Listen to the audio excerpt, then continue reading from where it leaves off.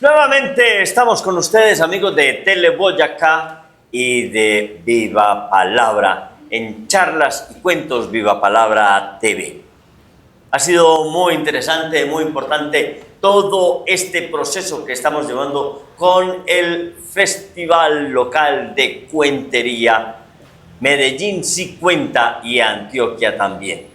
Ha estado fabulosa la categoría profesionales, qué cosa tan tremenda. A ustedes, algunos lo pudieron ver, la calidad de nuestros cuenteros y cuenteras profesionales que nos representarán próximamente en la Feria de las Flores. Y ya vamos a empezar el curso de cuentería o narración oral, como prefieren llamarlo algunos. El curso básico de una manera intensiva. Hay personas que no pueden asistir los sábados, entonces vamos a estar en semana de 6:30 de la tarde a las 9 de la noche, todos los días, de lunes a viernes, 3 semanas. Es un poquito apretado, pero es poquito tiempo, no es todo el semestre. Tiene que ser bien apretadito porque son los contenidos del semestre del curso básico. Así es que si no se ha inscrito, ahí están nuestras redes para que se inscriba. Se puede inscribir en nuestra página web www.vivapalabra.com. Ahí puede inscribirse para el curso de narración oral. Tenemos cuentería, tenemos trovadores, tenemos poetas, tenemos declamadores, tenemos humoristas. El humor, la comedia y la cuentería son elementos que van totalmente de la mano, aunque hay muchas manifestaciones diferentes del humorismo. En el fondo es alegrar el alma de nuestros espectadores y de nuestros escuchas. Bueno, vamos a ver si hoy me alegran el alma. Estoy como un poquito, ¿no me ven? Estoy como un poquito alicaído. Vamos a ver si me alegran el alma hoy el invitado que tenemos para esta tarde. En un momento tendremos con nosotros a nuestro invitado de hoy.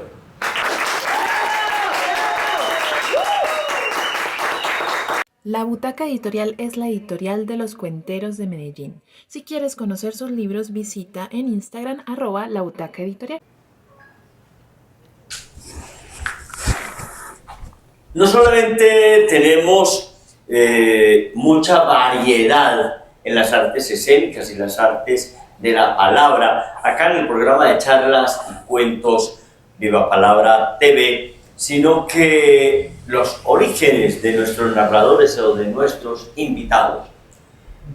Durante el Festival Internacional de Cuentería, en todos los años, hemos tenido acá personas de muchos países quienes nos han estado acompañando acá en Charlas y Cuentos Viva Palabra TV. Pero tenemos un personaje venido desde Cuba, que, como decimos nosotros, lleva 25 años en una gira por Colombia. No es que se haya venido de Cuba, sino que tiene 25 años en una gira por Colombia y vamos a invitarlo a este set. Se trata nada más y nada menos que del comediante, humorista, dramaturgo, escritor Joel Sánchez.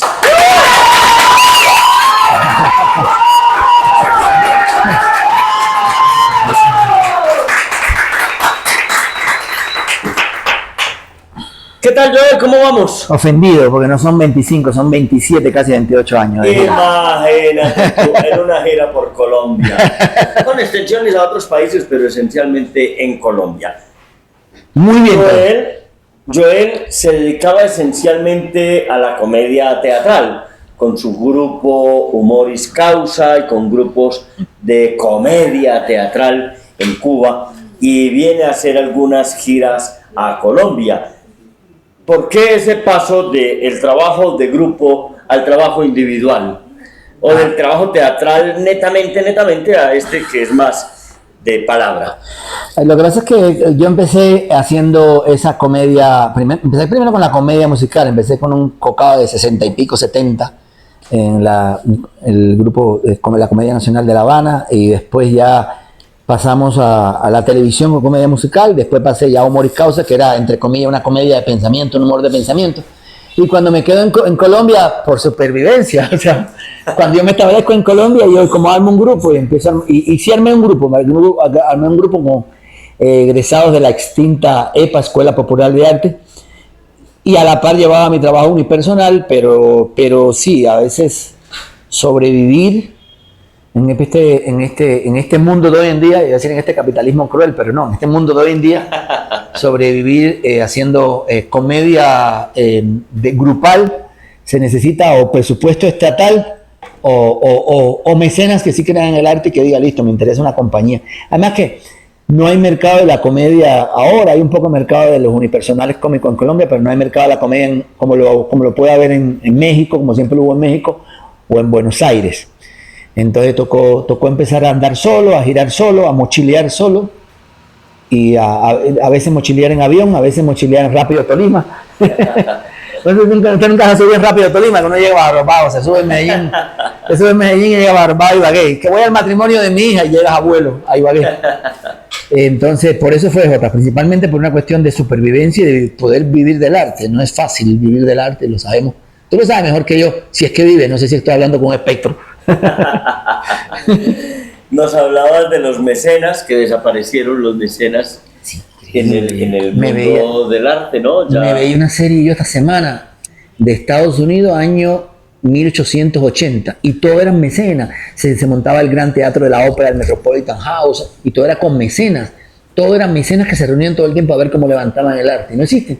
Y el mecenazgo del Estado, que debía ser, no sé, algo lógico, natural. Por ahí decían que tenemos que estar muy mal cuando hay que defender lo obvio, lo lógico. Mira, el Estado es el responsable de la educación, de la salud y de la cultura. Es el directo responsable constitucionalmente en casi todos los países del mundo. Y antes, cuando no hay constituciones, pues los reyes ejercían mucho ese oficio. Y cuando no, el mecenazgo de los grandes señores que lo hacían. Pero bueno, entonces, con el proceso tuyo de la comedia y del humor, porque tenías entonces esa agrupación que hacían como un humor de pensamiento y para empresas y para instituciones educativas y demás, pero la propuesta tuya, que viene siendo un poco crítica, ácida si se quiere, como humor de pensamiento también, ¿qué funcionalidad ha tenido acá en Colombia, en Medellín y en Sudamérica, ya lejos de tu natal Cuba? Sí, mira que también ha dejado de ser un poquito crítica, ¿no? Yo creo que en mí aplica perfectamente aquello de incendiario a los 20, bombero a los 55.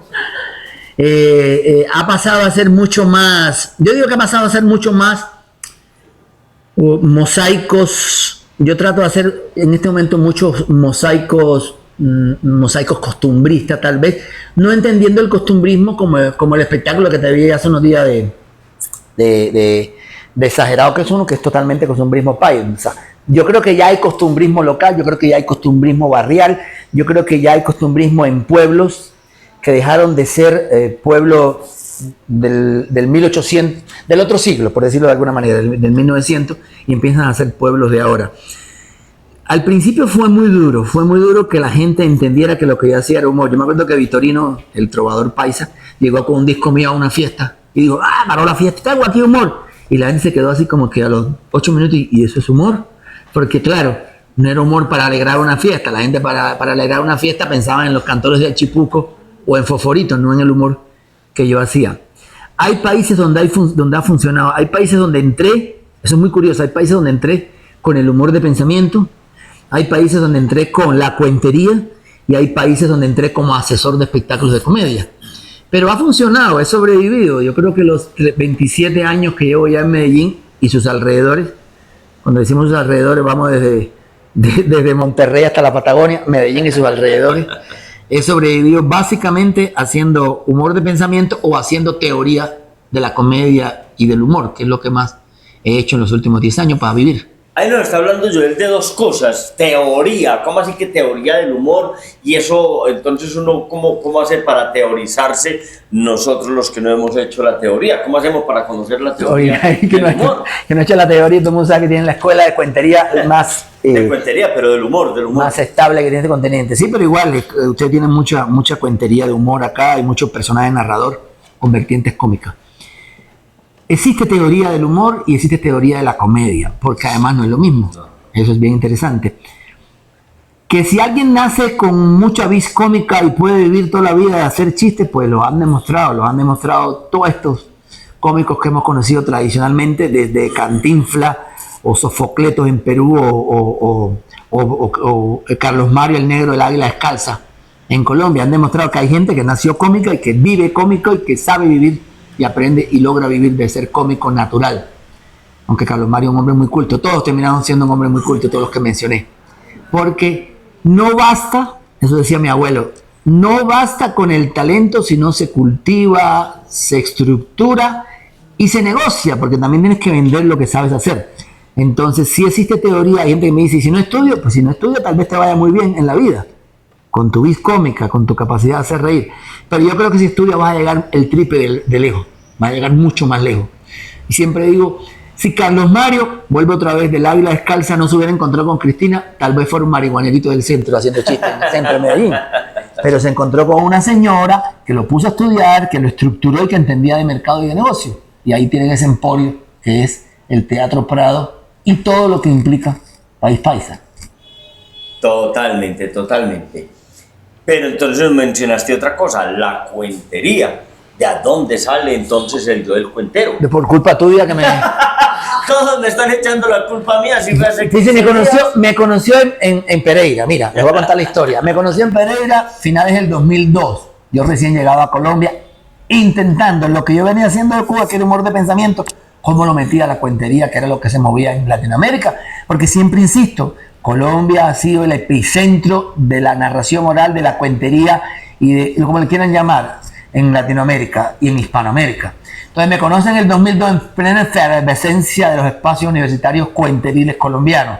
Después me invitan en el 2003 al festival que se llamó, yo creo que yo estuve en el último, Flores, ¿cómo se llama? El último. Entre Cuentos y Flores. En el último, yo creo que...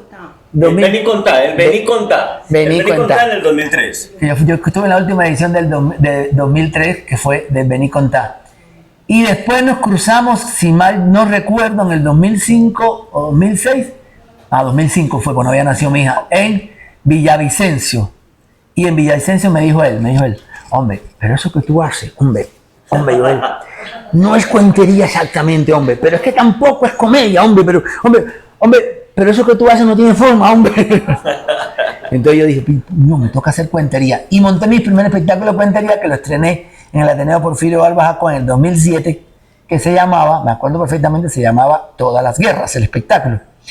Y después vine esa temporada acá en Viva Palabra. ¿Por qué monté eso? Porque Jota me dijo que lo que yo hacía no era ni exactamente comedia, ni exactamente cuentería, y que eso que tú haces no tiene forma. Entonces yo dije, no, esto tiene que tener forma.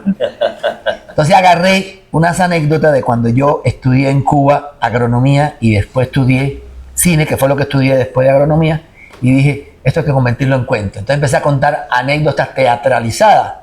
Ya hoy en día tengo 2 espectáculos puntualmente, otros contextos que son cuentos de la literatura universal, Oscar Wilde, Lorca, lo convertí, obras de Lorca las convertí en cuentos, y ahora este que voy a contar ahorita, que me vas a ver ahorita, que son fragmentos, se llama Yaguajay en cuentos de humor, que es la oralidad del pueblo caribeño donde yo nací.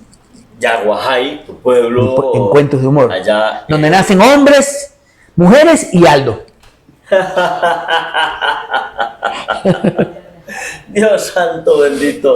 Bueno, entonces, pues él nos está diciendo acá un montón de cosas y que va a contar. Pues entonces veámoslo contando. Vamos, dale, vamos para la sala.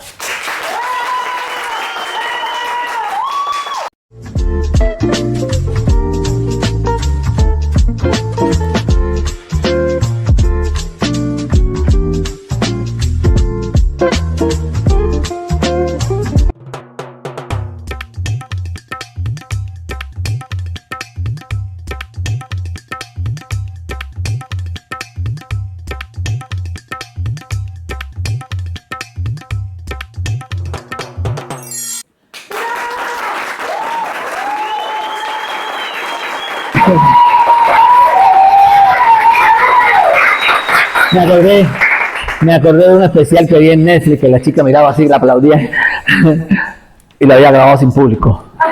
Y miraba así como si el teatro estuviera lleno. No, pero acá sí, hay esta noche hay unas 22 personas y V. Rúa. No, mentira. V. Rúa es el corrector de mis libros, para que sepan. Bueno, no, nací en un pueblo de pescadores y azucareros. Esto es bien bonito porque es un pueblo en el que se fabricaban tres cosas básicamente. Voy a decir 4 porque también se fabricaba mentiroso, pero eso se van a dar cuenta. Se fabricaban 3 cosas: sal, azúcar, que curioso, en un mismo pueblo se fabricaba sal y azúcar. Bueno, se extraía sal y se fabricaba azúcar. Bueno, también se extraía de la caña de azúcar. Y harina de pescado. La gente me dice, ¿y el pescado? No, el pescado no lo comíamos nosotros, las cabezas y las plumas del pescado se las mandábamos a los otros en harina. Era un pueblito de pescadores, y como todos los pueblos, los que han andado por los pueblos saben que en los pueblos la gente es muy ingeniosa para poner apodos, pero más en estos pueblitos del Caribe. Para poner apodos, los apodos quedaban como ahí, como decimos nosotros en Cuba, encasquillados a donde tenía que ir el apodo. Imagínate que en mi pueblo, en la entrada del pueblo, en el caserío donde yo vivía, eran unas 12 casas. Allá en la primera vivía Ariel Foforito, después vivía Iván Lloviznita, el hijo de Luz Marina Mangaviento, después vivían los Viañas, después vivían los Muchos. ¿Por qué los Muchos? Porque uno nunca lograba contar cuánto eran. O sea, a veces eran 21, a veces eran 32, a veces eran 18. Cuando tú creías que los había encontrado, nacía uno o se iba un tío. Eso era imposible contar a los Muchos. Después vivía Leonel Mundito Pollo, después vivían los Manguelos, después vivía Denis el ingeniero. No era un ingeniero, un niño de 6 años, pero tan cabezón que en el barrio le decían Denis, que iba a ser ingeniero. Denis el ingeniero. Después vivía Alfredo Nalgagoma, al frente los Chiringas, acá al lado los Pochos, acá Mano Fariña. En esta casa vivíamos nosotros, que éramos los únicos que no teníamos apodo en el pueblo. Después venían los Pepetas, después venían los Churrascas y finalmente los Mochos. Era muy hermoso porque tú llegabas a saber, como en cualquier pueblo, quién era del pueblo y quién no era del pueblo. Obviamente, ya uno en los pueblos, solo de mirar, tú decías, este es del pueblo o este es forastero. En mi pueblo nadie sabía qué carajo le quería decir forastero, pero bueno, lo aprendí después. Entonces, este no es del pueblo, forastero. Entonces, un día, cuando nace mi hermano Alain, al que yo le llevo 12 años, en mi pueblo solo habían 2 camas para neonatos. Quiere decir que a mi hermano Alain le toca nacer en el siguiente pueblo, que sí había un hospital más grande. Mi abuela, que era quien me cuidaba por esos días, porque no sé si saben que mi hermano nació de mi mamá tenía que estar allá. Entonces, mi abuela, porque no hay gente que le dice a uno, y tu mamá no te cuidaba. Nació mi hermano, no nació de mi papá, nació de mi mamá. Nació mi hermano y mi abuela me dice, hijito, para que vayas a conocer a tu hermanito, que lo metieron en esas cajas de vidrio. ¿Cómo se llaman esas cajas de vidrio? Eso, ojalá lo hubieran dejado toda la vida ahí, porque hoy en día es reggaetonero. Nos hubiéramos ahorrado un reggaetonero. No. Allá se quedó. Bueno, entonces mi abuela me dice, hijito, para que vayas a conocer a tu hermano. Esto es bien lindo porque era la época, ustedes lo saben mejor que yo, Uber, que está en el público, lo sabe mejor que yo. Era la época en que los niños podían andar solo de un pueblo a otro. Era esa época hermosa en que te subías en un pueblo, en un bus de 12 años y te ibas a donde los abuelos a llevar una gallina o donde las tías a recoger un dulce coco. Entonces yo me subo al bus, que en Cuba decimos guagua y de ahora en adelante se va a llamar guagua. Yo me subo a la guagua y cuando me subo a la guagua, en toda la mitad de la guagua había un señor que obviamente era forastero. Y el señor le pregunta a la señora de adelante, señora, esta guagua para en Cambao. Y la de atrás, que no le habían preguntado, dijo, sí, señor, Cambao es la 5ª parada. Y alguien dijo, no, es la 4ª. Y entonces te dijo, no, perdón, es la 5ª, el señor, es la 5ª. Y entonces alguien dijo, no, tienes razón, es la 4ª, porque es que a veces no para en la parada anterior, que es Cambaíto. Y alguien dijo por ahí, no, señor, no enfreden al señor, Cambao es la 5ª parada. Yo digo que ninguno de estos está una mierda aquí, lo digo con la 5ª parada, Cambao. Y otro por acá dijo, ey, caballero, no es, señor, hágale caso a la señora es la que sabe. Y la que estaba adelante dijo, perdón, fue a mí a quien me preguntaron. Pero es que usted está dormida, señora. El señor preguntó hace rato, se le va a pasar la parada. Y la señora se paró y dice, perdón, a mí no me ofenda que te meto 2 cachetadas aquí en esta guagua, para que te rompo la cara en esta guagua, porque yo te conozco, yo sé de qué familia tú eres.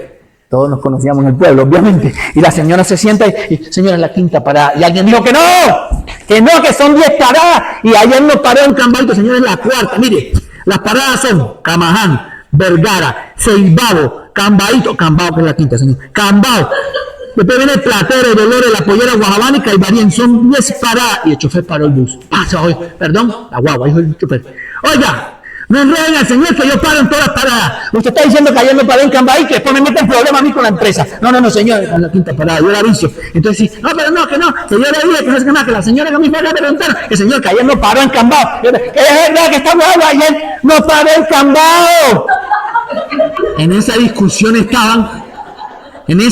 estaban cuando la guagua se estaba yendo de Cambao. Y alguien le dice, señor, esta parada es Cambao. Y el señor dijo, no, si yo no voy para Cambao, yo pregunté por curiosidad. Muchas gracias.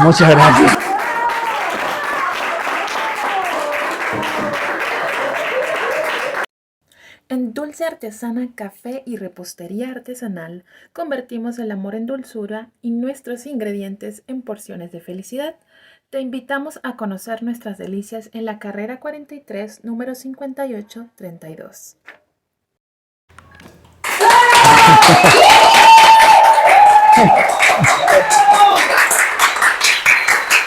El público de acá, de la sala, acá aplaude por una discusión que hubo después que terminé de hacer el cuento en el estudio, sí. La discusión era hacia dónde va Joel, ¿cierto? ¿En cuál estación es que se va a quedar Joel? Ya vieron ustedes, es maravilloso porque es que casi podríamos decir que hemos visto algunas similares cuando viajamos a los pueblos. Hoy en día hay buses de lujo y todo eso, pero cuando nos tocó viajar y aquí llevaban un marrano, una gallina y todo eso, y nadie sabía exactamente dónde era la parada que le tocaba quedarse. Cuando mandaban a Patricia del santuario a Medellín a traer 2 gallinas, donde una prima. Con 2 gallinas, viva, porque las traía vivas. Como en el cuento de aquella otra señora María Sorín cuando nos contaba este espectáculo de zapatos gastados, el viaje ¿cómo era? Con Florecita Roquera, Rosita y Mateito, ¿no? Bueno, pero entonces acá estamos analizando y esa era la discusión, porque es que tal parece que el camino natural, eso dicen algunos, es ir avanzando de la cuentería hasta llegar al stand-up comedy, pasando por todos los ciclos de humor y de comedia. Pero Joel llegó con el humor y la comedia y resulta de cuentero. ¿No vas como en retroceso, como degenerando tu oficio? Involucionando a la pobreza. Hay dos cuestiones que me interesan mucho, maestro J. La primera es que a mí cada vez me encarreta más, te lo voy a decir en colombiano, en paisa, me encarreta más el pintar el mosaico. El maestro Gilberto Martínez decía poner en relieve el texto. A mí me interesa cada vez más. Cada vez la stand-up comedy o las manifestaciones del monólogo humorístico me parece más como vengan que yo los voy a hacer cosquillas, los voy a hacer reír. Miran cuántas veces lo hago reír por minuto. Y a mí me está gustando mucho más y me ha gustado mucho más en los últimos 6, 7 años el venga, déjese llevar de la mano y yo lo voy a poner a soñar. Vámonos al viaje de ensueño, vamos a vivir montañas, ríos, historias, pirámides, pajaritos que migran. O sea, lo digo así básicamente, ¿no?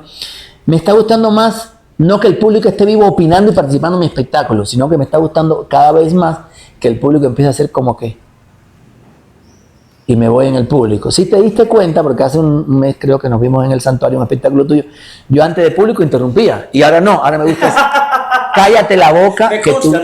tú dijiste Faber, huevón, tú dijiste Faber. Cuando Jota dijo en el espectáculo que 12 apóstoles, nadie le respondía nada, y yo estaba así, cuando Luma me dice, tienes que decir, 10, sí, 10. Son 12, no son 10, son 12. Porque yo estaba lelo en el cuento. A mí eso de que el público se calle y se vaya a volar en mi viaje me está gustando mucho más. Eso es lo primero. Y lo segundo, yo tengo una teoría y si quieres armamos polémica a partir de este momento.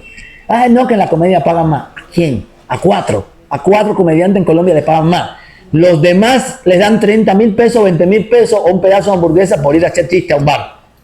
Yo como cuentero, puedo tener entre 3 y 10 funciones al mes. Mal paga, pero suman. O sea, mal paga quiero decir con respecto a un comediante. Pero ¿a qué comediante le pagan 4, 5, 6 millones por una función? Compa, a 3 en Colombia, a 4, a 12. Entonces ese cuento de que pagan más como comediante es un cuento falso. Le pagan más a unos poquitos. A los demás nunca los contratan como comediantes. Entonces tú mira el mercado que tienes como cuentacuento o cuentero. Colegios, cafés culturales, ferias del libro, centros culturales, universidades, librería, patios de hogares geriátricos o como les llamen ahora.